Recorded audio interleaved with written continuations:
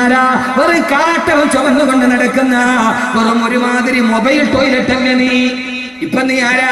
നല്ല വീതിയുള്ള കരയുള്ള മുണ്ടൊക്കെ കൊടുത്ത് എന്നെ തന്നെ ഇത്തിരി പശയുള്ള സുബയൊക്കെ അങ്ങോട്ട് ഇട്ട് ഒരു ഇത്തിരി കതറൊക്കെ ഇട്ട് അള്ള കതറാക്കിയതായിരിക്കും.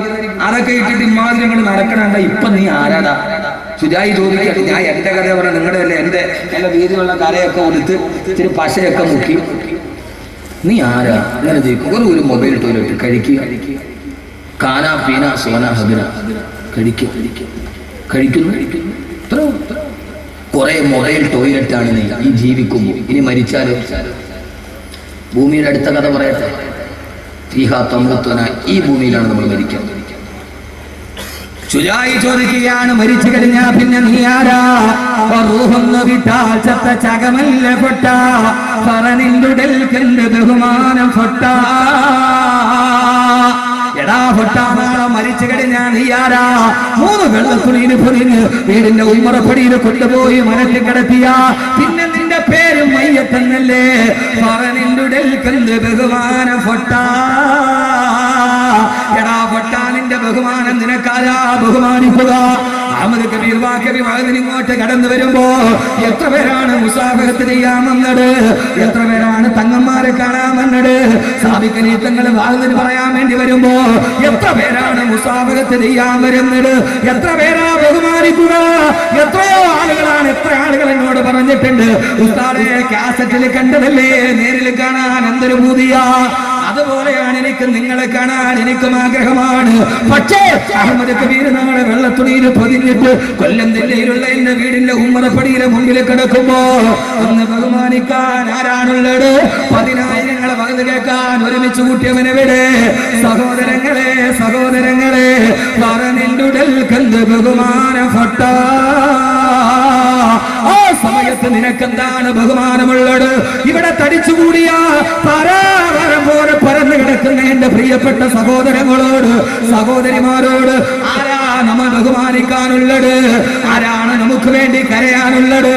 ആരാണ് നമുക്ക് വേണ്ടി നിലവിളിക്കാനുള്ളത്? സഹോദരങ്ങള്, ഇന്നലെ രാത്രിയിൽ തിരിച്ചു പോയതാണ്. രാവിലെ കൂട്ടുകാരനോട് വിളിച്ചു പറഞ്ഞു, നമ്മുടെ കൂട്ടുകാരൻ മരിച്ചുപോയി.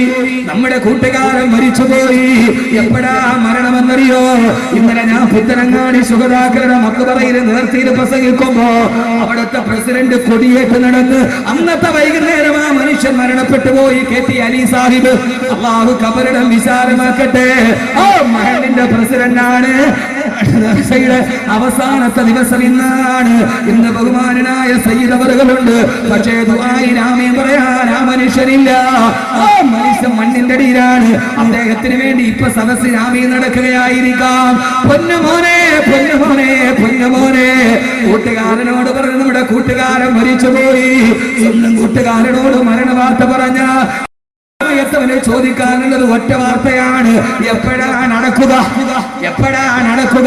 എപ്പോഴാണ് കുഴിച്ചിടുക?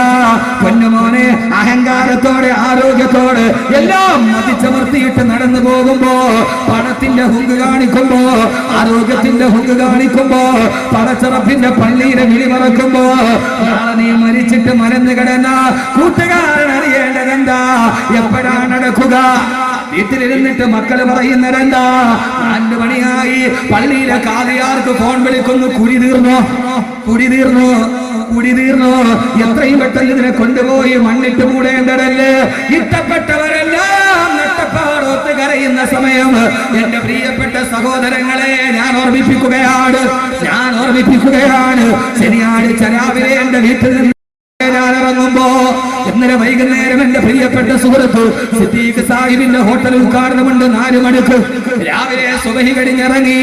സഹോദരങ്ങളെ, വീട്ടിൽ നിന്ന് ഇറങ്ങുന്ന സമയത്ത് 7 വയസ്സും 4 വയസ്സുമുള്ള എന്റെ പൊന്നുമക്കൾ ഉറക്കത്തിൽ എഴുന്നേറ്റ് വന്ന് ബാഗ് പറക്കിയിട്ട് വണ്ടിയിലോട്ട് കയറുന്ന എന്റെ 2 കവിളിലും മുത്തം നിന്ന് ഉപ്പാന്ന് പറഞ്ഞ് യാത്രയാക്കുമ്പോ എന്റെ മക്കളോട് പറഞ്ഞിട്ടാണ് ഞാൻ വന്നത്.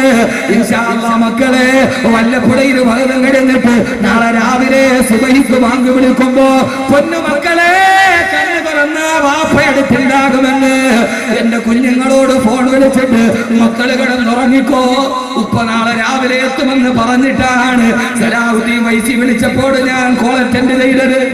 എന്റെ മക്കൾ എന്നെ കാത്തിരിക്കുകയാണ് വീടിന്റെ ഉമ്മറപ്പടിയില്. ആർക്കറിയാം നാളെ അഹമ്മദ് കബീർ കൊല്ലത്തുള്ള എന്റെ വീട്ടിലെത്തുമോ, അതല്ല 3 വെള്ളത്തുള്ളിയിൽ പൊതിഞ്ഞ മയ്യത്താകുമോ എത്തുക. മുത്തം തരാൻ കാത്തിരിക്കുന്ന മക്കൾ പോയി കാറ് പോയി പോർച്ചിൽ നിന്നാലുടനെ ഫോണ് കേട്ടാൽ ഓടി വന്നിട്ട് കയ്യും പുയ്യണം കയ്യും നീട്ടി ഉപ്പാ മിഠായി എവിടെയെന്ന് ചോദിക്കുന്ന എന്റെ പൊന്നുമക്കളോട് വാപ്പയില്ല, വാപ്പ മരിച്ചു എന്നുള്ള വാർത്തയാകുമോ? മിഠായി കാത്തിരിക്കുന്ന മക്കൾ കെട്ടിപ്പിടിച്ചിട്ട് പൊട്ടിക്കരയുമ്പോ ആ മക്കളോട് പറയേണ്ട മക്കളെ ഹശ്ർ മേ ഫിർ മിലേംഗെ മേരെ ദോസ്തോ ബസ് ഗയി യേ മഖാം ആഖിരി ഹശ്ർ മേ ഫിർ മിലേംഗെ മേരെ ദോസ്തോ ബസ് ഗയി യേ മഖാം ആഖിരി. പൊന്നുമക്കളെ, ഉപ്പ പോവുകയാണ്. കൊഞ്ചിച്ച് കൊതി തീർന്നിട്ടില്ല, ലാളിച്ച് കൊതി തീർന്നിട്ടില്ല, മുത്തം കൊടുത്ത് കൊതി തീർന്നിട്ടില്ല. സഹോദരങ്ങളെ, ഞാൻ പലപ്പോഴും പറയാറുണ്ട്, വയസ്സ് 35 കഴിഞ്ഞു. എന്റെ ജീവിതത്തിന്റെ ആഗ്രഹങ്ങൾ കഴിഞ്ഞിട്ടുണ്ടാവാം. അള്ളാഹു ജീവിതത്തിന്റെ തുടക്കത്തിൽ വല്ലാത്ത കഷ്ടപ്പാടാണെങ്കിലും സഹോദരങ്ങളെ ആഗ്രഹിച്ചതൊക്കെ പടച്ചിറമ്പ് കൈവെള്ളയിൽ തന്നു. പക്ഷെ എന്റെ ആഗ്രഹമല്ലേ തീർന്നിട്ടുള്ളൂ. എന്റെ ഭാര്യയോട് സ്വകാര്യ നിമിഷത്തിൽ ഞാൻ പറയാറുണ്ട്, ദുആ ചെയ്യണേ, മറക്കരുതേ. നമ്മുടെ രണ്ടുപേരുടെയും ജീവിതത്തിന്റെ ആഗ്രഹത്തിൽ തീർന്നിട്ടുണ്ടാവാം. പക്ഷേ നമ്മുടെ പൊന്നുമക്കൾ ഉപ്പ ഉമ്മ എന്ന് വിളിച്ച് അവരുടെ കൊതി തീർന്നിട്ടില്ലല്ലോ. ഈ ഉപ്പയെ വിളിച്ചിട്ട് മക്കളുടെ കൊതി തീർന്നിട്ടില്ല. നമ്മുടെ ജീവിതത്തിന്റെ കൊതികളൊക്കെ തീർന്നു, ആഗ്രഹങ്ങൾ അവസാനിച്ചു.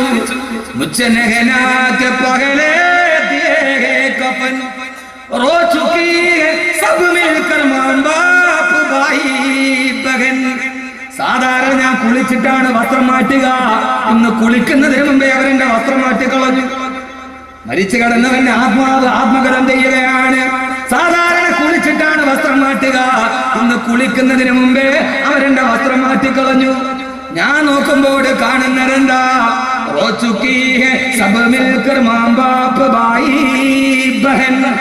എന്റെ ഭാര്യ, എന്റെ ഉമ്മ, എന്റെ മക്കൾ എന്റെ ചുറ്റും നിന്ന് പൊട്ടിക്കരയുകയാണ്. എന്റെ മക്കളെ കരച്ചിൽ കാണുന്നുണ്ട്. ആ സമയത്ത് എനിക്ക് പറയണമെന്നുണ്ട്, മക്കളെ, നിങ്ങളുടെ വാപ്പാക്കൊന്നും നഷ്ടപ്പെട്ടിട്ടില്ല.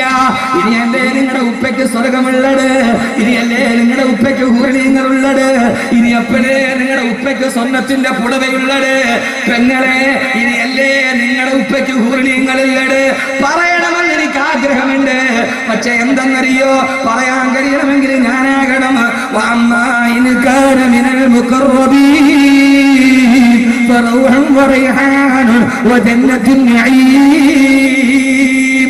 അല്ലാഹുവിലേക്ക് ഏറ്റവും അടുത്തവൻ മുഖർറബാകണം. അല്ലാഹു നമ്മളെ മുഖർറബാക്കി തരട്ടെ. ആരാ മുഖർറബ് എന്നറിയോ? ആ മുഖർറബ് മരിക്കുമ്പോഴാണ് ഭൂമി തേങ്ങിക്കരയുക. അതാണ് ആര്?